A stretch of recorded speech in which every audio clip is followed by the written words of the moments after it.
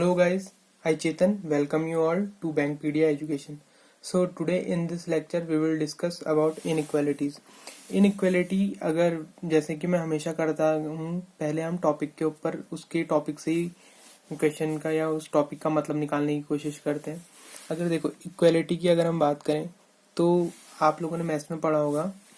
जैसे अगर मैं इक्वालिटी को अगर ब्रेक करूँ इन और इक्वालिटी में, तो इक्वलिटी का मतलब होता है जब कोई दो चीज़ें इक्वल होती हैं या दो एलिमेंट इक्वल होते हैं. और इनइक्वालिटी बोलते हैं तो उसे हिंदी में अगर हम बोलें तो असमानता बोलते हैं हिंदी में. मतलब कि वो दोनों चीज़ें आपस में बराबर नहीं है, या वो बड़ी होंगी या वो छोटी होंगी. तो रीजनिंग में सेम हमारा इनइक्वालिटी उसी के ऊपर होती है. जैसे कि अगर हम इक्वालिटी की बात करें तो अगर मैं बोलूँ कि कोई दो एलिमेंट हैं, जैसे अगर मैं मैथ्स के लेस से मैं 3 और 3 को आपस में कंपेयर करूँ तो हम क्या बोलेंगे कि ये दोनों क्या हैं, बराबर है. ठीक है. लेकिन अगर मैं बात करूं 4 और 3 की, तो हम कहेंगे कि जो 4 है वो बड़ा है और 3 जो है वो छोटा है. तो अगर मैं इसको लिखना चाहूँ साइंस के रूप में, अगर आपको किसी को समझाना है इन साइन फॉर्म, तो आप क्या कहेंगे कि 4 3 से बड़ा है. 4 3 से बड़ा है तो उसके लिए हम क्या करते हैं, आपने बचपन में पढ़ा होगा, हम इस तरीके का साइन का यूज़ करते हैं. तो इस साइन को हम क्या बोलते हैं, ग्रेटर देन. ओके. तो ये ग्रेटर देन के साइन होते हैं. और ऐसे ही इसको हम इक्वल साइन बोलते हैं. और अगर मैं बात करूं, अगर 4 3 या 3 3 के टर्म में ना करते, न्यूमेरिकल वैल्यूज के टर्म में ना करते हुए हम वेरिएबल के टर्म्स में बात करें, लेस से कि x जो है वो y से छोटा है. ओके. x जो है y से छोटा है. तो अगर आपको इसको साइन फॉर्म में लिखना होगा तो आप इसको कैसे लिख सकते हैं, x y से छोटा है ना, तो हम बोलेंगे मतलब y बड़ा है, तो इस तरीके से यही जो ग्रेटर देन का साइन था इसको हमने यहाँ पे पलट के लिख दिया. तो यहाँ पर को ये इस साइन को क्या बोल देंगे, स्मॉलर देन. स्मॉलर का साइन हो गया. अब रीजनिंग में क्या होता है, इन तीन देखो बेसिक साइन तो ये तीन ही है, स्मॉलर देन, इक्वल और ग्रेटर देन का. लेकिन अगर बात करें कि हमें ये नहीं पता, हमें ये तो पता है कि कोई क्वांटिटी, मान लो ए और बी कोई दो एलिमेंट है, और इन दोनों ए बी एलिमेंट के बीच में हमें ये पता है ए जो है वो बी से छोटा नहीं है. मतलब कि या तो वो जो ए होगा या तो बी के बराबर होगा या उससे बड़ा होगा. क्यों? क्योंकि मैंने कहा कि छोटा नहीं है. तो हम उसके लिए क्या करते हैं, ग्रेटर, बड़ा हो सकता है क्योंकि छोटा नहीं है बोला है, तो बड़ा होगा और या बराबर होगा. तो इसी बड़े और बराबर के लिए हम इसको ग्रेटर देन और इक्वल इस साइन को बोलते हैं. मतलब ए जो है इज ग्रेटर देन और इक्वल टू बी. तो ग्रेटर देन और इक्वल. ओके. हमें कुछ कंफर्म नहीं है कि साइन क्या है. सेम इसी केस में अगर मैं ये कहूँ कि जो ए है वो बी से या तो छोटा है या बराबर है, तो उसके लिए क्या साइन का यूज होगा, इस तरीके का. तो ए इज स्मॉलर देन और इक्वल टू बी. तो जो हमारी इस इनइक्वालिटी के रीजनिंग के क्वेश्चन होते हैं वो इन्हीं साइंस पे डिपेंड करते हैं पूरा. ठीक है. तो जब इन्हीं साइंस पे डिपेंड करते हैं तो अब हमें जो आगे चल के क्वेश्चन मिलेंगे उनमें हमें इन्हीं तरीके से. अब जैसे मैं चलो एक एग्जांपल लेता हूँ. जैसे आपके सामने एक स्टेटमेंट रख देगा, लेट्स से वो स्टेटमेंट है A is greater than B greater than D E, इस तरीके से. ठीक है. तो और उसमें आपको इस स्टेटमेंट के साथ कंक्लूजन दे देगा. जैसे ही कंक्लूजन दे देगा A is greater than E. Okay. या कंक्लूजन दे देगा D is greater than E. Okay. तो अब आपको इस स्टेटमेंट के बाद इन दो कंक्लूजन्स दिए होंगे और आपसे पूछेगा इन कंक्लूजन में से कौन सा कंक्लूजन सही है. तो अब आप कंक्लूजन में देखेंगे पहले कि ए ग्रेटर देन ई है, तो क्या ये ए ग्रेटर देन ई हमारी स्टेटमेंट में सही हो रहा है, नहीं हो रहा है. तो ए आप देखेंगे बी से बड़ा है लेकिन डी से छोटा है. ए और ई का कोई डायरेक्ट रिलेशन तो है नहीं. अब देखें कि ई और डी का कैसा रिलेशन है. डी जो है ई से बड़ा है और ए जो है वो बी से बड़ा है, तो इन दोनों के बीच कोई डायरेक्ट रिलेशन नहीं है. तो यहाँ पर को क्या हुआ, ए और ए ग्रेटर देन ई जो है वो हमारा गलत हो गया. ठीक है. क्यों? क्योंकि इनके बीच में कोई डायरेक्ट रिलेशन नहीं है और हम नहीं बता पा रहे हैं कि इसमें ए ई से बड़ा है कि छोटा है. ठीक है. तो यहाँ पर हम कुछ भी नहीं कह पाए, तो ये गलत हो गया। अब सेकंड साइन की बात कर लेते हैं, डी ग्रेटर देन ई। देखो इक्वेशन में जाए तो डी ग्रेटर देन ई हमें सीधे सीधे लिखा हुआ है, तो डी ग्रेटर देन ई यहाँ पर सही हो जाएगा, क्योंकि इक्वेशन में ये हमें साफ दिख रहा है। ओके, तो चलिए इसके जो कॉन्सेप्ट हैं उनकी बात क्वेश्चंस के साथ ही करेंगे। इसमें बेसिक ज़्यादा कुछ था नहीं। हम इसमें देखते हैं, मैं आपको इसमें आगे गेट मेथड बोलते हैं। बहुत से लोग गेट मेथड को क्वेश्चंस को सॉल्व करने के लिए बताते हैं कि गेट मेथड काफ़ी टाइम पे फेल होती है, लेकिन मैंने आज तक जितने भी क्वेश्चन सॉल्व करे हैं कभी भी गेट मेथड को फेल होते हुए नहीं देखा है। तो हम आगे क्वेश्चंस को करते हुए गेट मेथड का यूज़ करेंगे। गेट मेथड कुछ नहीं है, वो इन्हीं बेसिक से निकला हुआ कॉन्सेप्ट है। ओके, सो चलिए अब क्वेश्चन में चलते हैं और क्वेश्चन में बात करते हैं गेट मेथड के बारे में। सो फर्स्ट क्वेश्चन स्क्रीन के सामने आपके ये रहा, तो मैं यहाँ पर को लिख लेता हूँ। जो आपकी स्टेटमेंट दी हुई है क्वेश्चन की वो है J greater than A, B greater than A, comma A greater than C and C less than D. Okay, और इसमें कंक्लूजन दिए हुए हैं। फर्स्ट कंक्लूजन है J is less than C, second conclusion है B is greater than D, and third conclusion है आपका B is less than D। तो अब देखते हैं कि इसको क्वेश्चन को कैसे सॉल्व करते हैं। चलो, अगर इनइक्वालिटी क्वेश्चंस की बात करें तो इनइक्वालिटी के क्वेश्चन ना आपके एग्जाम में 4 से 5 इनइक्वालिटी के क्वेश्चन आपसे पूछे जाते हैं, और इन 4 से 5 क्वेश्चन में आप इजीली इस एक क्वेश्चन को करने में आप 5 से 10 सेकंड का टाइम लगता है गेट मेथड से। ओके, मैं आपको गेट मेथड भी दिखाऊंगा और इसका बेसिक कॉन्सेप्ट भी दिखाऊंगा, जिससे आपको क्लियर हो जाएगा गेट मेथड फेल नहीं होती है। ओके, तो अगर इस क्वेश्चन के कंक्लूजन में जाए तो देखो, हम पहले कंक्लूजन को पकड़ते हैं, सी ग्रेटर देन जी। देखो गेट मेथड में क्या होता है, अगर इसको बेसिक देखें तो सी ग्रेटर देन जी है ना, तो अगर हमको सी ग्रेटर देन जी देखना है, जे देखना है, तो हम ऊपर जाएंगे स्टेटमेंट में, स्टेटमेंट के लिए सी ग्रेटर देन ए। ओके, आपका जो सी है वो ए से बड़ा है। फिर आप देखते हैं कि ए एलिमेंट का, अब आपने सी का ए के साथ रिलेशन देखा, अब आप नेक्स्ट एलिमेंट का देखेंगे, इस ए का रिलेशन आप बी के साथ, ए ग्रेटर देन बी है। ओके, इसका मतलब अगर सी ग्रेटर देन ए है और ए ग्रेटर देन बी है, तो जो बी होगा वो सी से, जो सी होगा वो बी से बड़ा होगा। लेकिन आपको क्या चाहिए, सी जो है जे से बड़ा है कि नहीं है, ये चेक करना है। तो जब आपने देखा कि सी ए से बड़ा है, ए बी से बड़ा है, तो अब आप बी से देखेंगे तो कहीं भी नहीं है बी के रिलेशन, तो अभी हम यहाँ पे नहीं गए। तो देखो सी ए से बड़ा है, ओके, लेकिन यहाँ पर अब ए का जे के साथ डायरेक्ट रिलेशन दिया है, तो सी ए से बड़ा है और ए जो है जे से छोटा है। अगर सी ए से बड़ा है और ए जे से छोटा है, तो इसमें क्या सी जे से बड़ा होगा? कभी नहीं होगा। तो सी जो है जे से बड़ा नहीं है, तो ये कंक्लूजन गलत हो गया। अब देखो यही क्वेश्चन अगर हम गेट मेथड से देखते हैं तो क्या देखते हैं, देखो हम इसको बोलते हैं, अगर यहाँ पर को मैं बात करूँ ए और बी के बीच में अगर इस तरीके का साइन है, तो हम बोलेंगे कि बी से ए की तरफ जो गेट है वो ओपन है, क्योंकि ये जो इसका आप देखेंगे जो फेस है ये ओपन है इस तरफ। अगर हम इसको बी ए की चोंच की तरह होता है चिड़िया के, तो अगर हम इस बीक को देखें तो ये बीक ओपन है, तो मतलब अगर आप इसको गेट बोलेंगे तो इस गेट को आप ओपन मानिए, तो मतलब आप बी से ए में जा सकते हैं। और अगर मैं बोलूँ कि ये इस तरीके से और आपको बी से ए में जाना है, तो आप देखिए इस पॉइंट का मतलब आप बी से ए में नहीं जा सकते, तो ये गेट क्लोज हो गया ना। तो अगर हम सी से जे में जाने की बात करें तो क्या हम सी से ए में जा सकते? बिल्कुल जा सकते।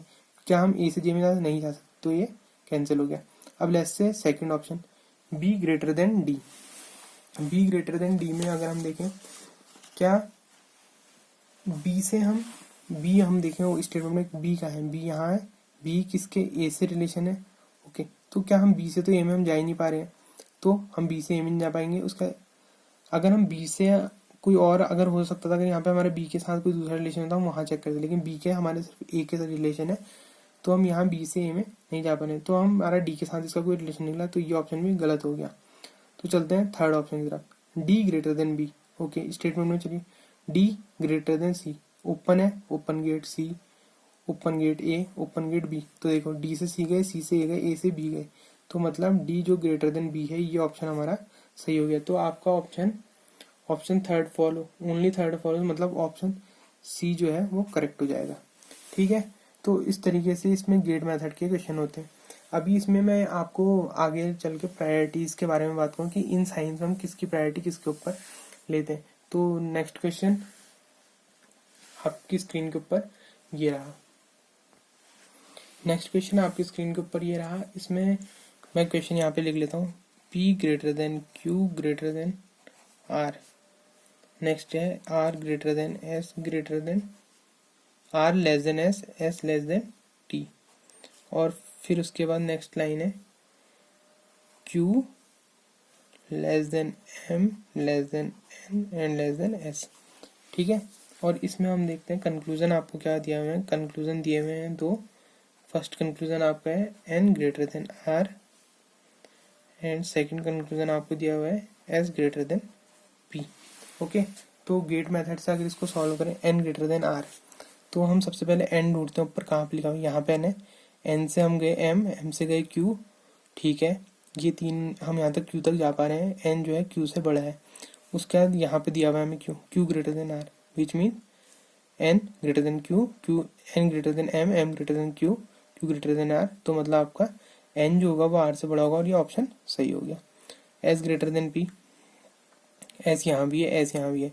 आंसर दोनों से सेम आएगा, कहीं से भी आप चलना शुरू करें। S greater than N, N greater than M, M greater then Q। Okay, Q से P जाना है लेकिन गेट क्लोज है, तो ये S ग्रेटर देन P आ रहा है। नहीं, क्यों? अगर यहाँ पर हमको ओपन गेट ही चाहिए होता, अगर हमें S ग्रेटर देन P करना होता। अब यहाँ पर दूसरा भी दिख रहा था कहीं पर S ये है, S greater than R, R से Q नहीं जा पा रहे।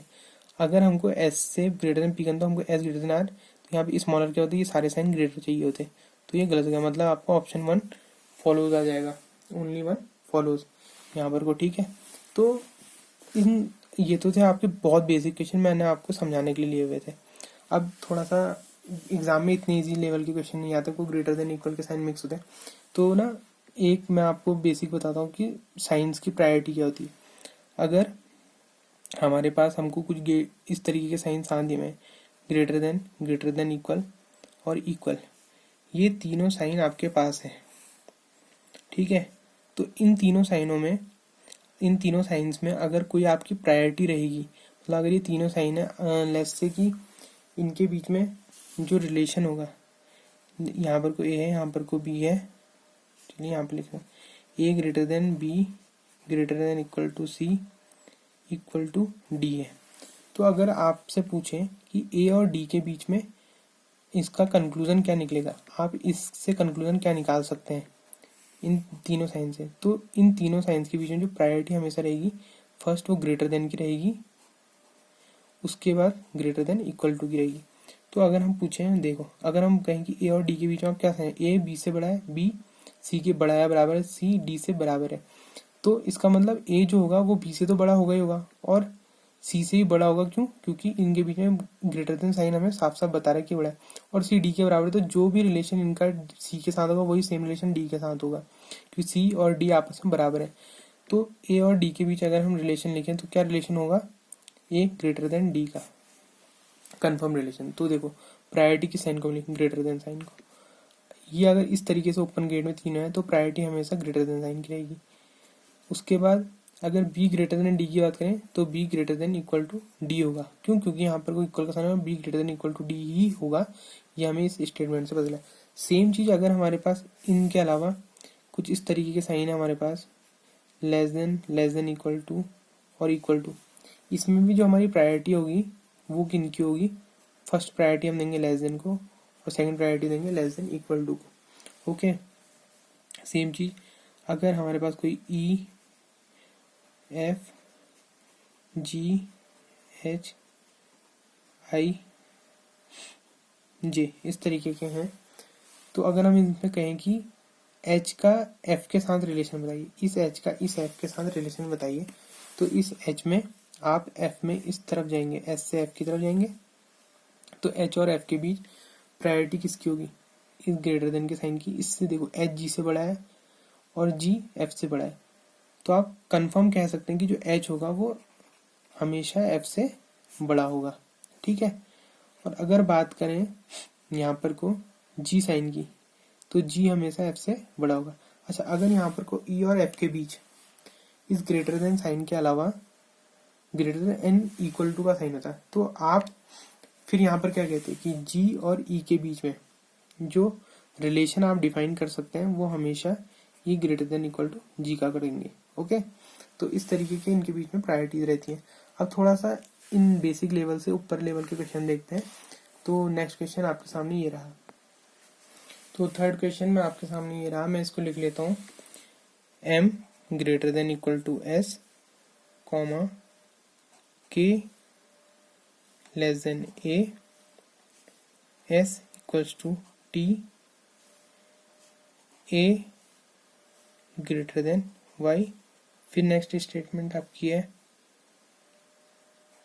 k greater than m, y greater than equal to o and t greater than equal to e। ये स्टेटमेंट है। अब कंक्लूजन आपको फर्स्ट दिया हुआ है, फर्स्ट कंक्लूजन देख लेते हैं। m greater than e। Second conclusion आपको दिया हुआ है m equal to e and third conclusion आपको दिया हुआ है o ग्रेटर देन s का। तो अब हम इन तीनों कंक्लूजन को चेक करते हैं। तो चलिए, फर्स्ट कंक्लूजन क्या दिया हुआ है, m greater than e। m greater than e का मतलब आप m से शुरू करेंगे। देखो m यहाँ पर भी है, आप m से k की ओर जा सकते हैं, नहीं जा सकते क्योंकि गेट जो है क्लोज है। हम चलते हैं जो फर्स्ट m टर्म हमको दिया हुआ है इससे, m greater than s। Okay, s equals to t। Okay, and t greater than equal to e। तो मतलब greater than equal s equals to t और t greater than equal to e के बीच में ग्रेटर देन तो हो रहा है m, ठीक है, तो ये ऑप्शन सही है हमारा। और t फिर नेक्स्ट दिया हुआ है m equal to e, m equal to m greater than equal to s, s equal to t, t equal to e। तो इसमें क्या हो रहा है, m इक्वल टू e भी नहीं हो रहा है। तो देखो m greater than equal to s में हम ये नहीं कह सकते कि ग्रेटर देन होगा ना, तो और यहाँ पे ये नहीं बता सकते इन साइंस के बीच में क्या ये हमारे इसके इक्वल होंगे। तो ये दोनों ऑप्शन जो है हम डिफाइन नहीं कर पा रहे थे कंफर्म, मैंने यहाँ पे सही बोल दिया था उसको। तो हम नहीं बता सकते कि ये जो ऑप्शन है ये इसके ग्रेटर देन होंगे या उसके इक्वल होंगे। तो अब देखते हैं कि ये दोनों साइंस मिलके हमें क्या दे रहे हैं। ओके, ये दोनों साइंस मिलके हमें ग्रेटर देन और इक्वल दे रहे हैं, ठीक है। m greater than equal to e, तो देखो m greater than equal to s था, s इक्वल टू t था और t greater than equal to e था। और इनके बीच में भी हमें क्वेश्चन में ग्रेटर देन इक्वल टू का साइन मिल रहा है। तो जो हमारा ऑप्शन होगा वो होगा या तो ये सही होगा या ये सही होगा, इन दोनों में सिर्फ एक ही सही हो सकता है क्योंकि ये दोनों गलत है, ठीक है। अब तीसरा ऑप्शन में जाते हैं। तीसरा ऑप्शन है o greater than s, o greater than equal to y। फिर y हमको यहाँ दिया पाया, y से a क्लोज गेट है, नहीं जा सकते, तो ये क्वेश्चन यहीं पर खत्म हो गया। तो मतलब थर्ड जो है गलत है। और m और e में हम ये नहीं बता सकते कि m और e में कौन सा हमारा सही होगा, या ग्रेटर देन होगा या इक्वल टू होगा, ये ग्रेटर देन इक्वल टू कुछ भी हो सकता है। तो इसमें हमारा जो ऑप्शन रहेगा आंसर वो रहेगा answer D.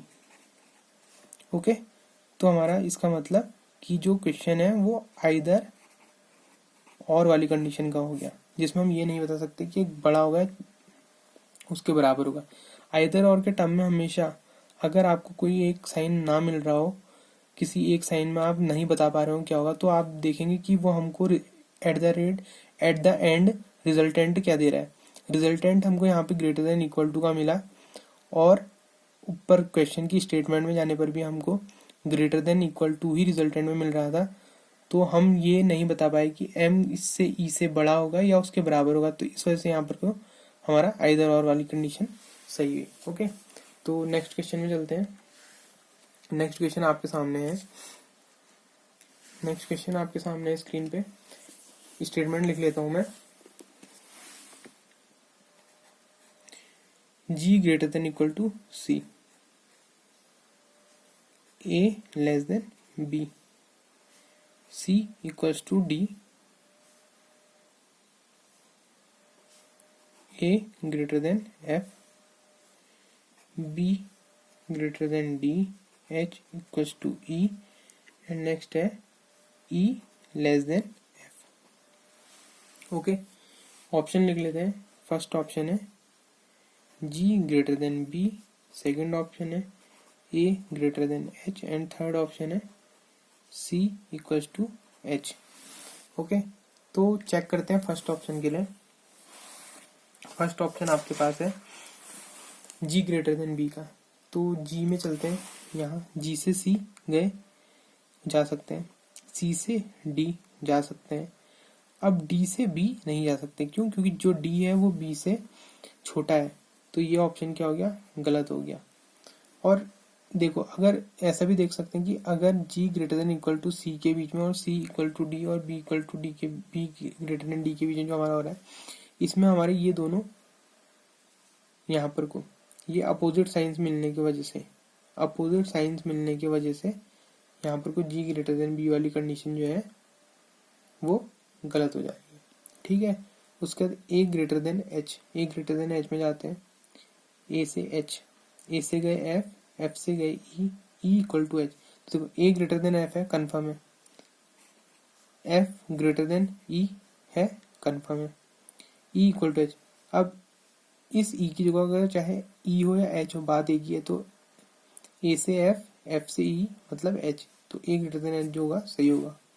Third option C equal to H, C equal to D है, D लेस देन B है। तो जब हमको दो के बीच में इक्वल टू का साइन हमें कंक्लूजन में दिया हो, तो इसका मतलब उसके बीच में जितने एलिमेंट होंगे उनके सबके बीच में सिर्फ और सिर्फ इक्वल का साइन होना चाहिए, तभी वो हमारा सही होगा। लेकिन यहाँ पर कोई इक्वल और लेस देन का साइन था, तो ये गलत हो गया। तो हमारा इसका करेक्ट आंसर रहा ऑप्शन नंबर 2, मतलब option number B, option B, only two follows. Okay, तो ये थे हमारे इनइक्वालिटी के क्वेश्चन। इस तरीके से आप इनइक्वालिटी की बेसिक जो प्री लेवल में पूछे जाते हैं वो इसी तरीके के क्वेश्चन पूछे जाते हैं। इनको पीडीएफ से सॉल्व करिए। जो भी आपके डाउट होंगे आप उन्हें बैंकपीडिया एजुकेशन के टेलीग्राम चैनल पे भेज सकते हैं। नेक्स्ट वीडियो में हम बात करेंगे इनइक्वालिटी के ही हाई लेवल के क्वेश्चंस की, जो आपके कभी कभार मेंस में भी पूछे जाते हैं। और ऐसा होता है कि अगर एग्जाम का लेवल कभी हाई रहा प्री का, तो प्री में भी आपके कोडेड इनइक्वालिटीज के क्वेश्चन पूछे जाते हैं। तो मिलते हैं नेक्स्ट लेक्चर में। Thank you.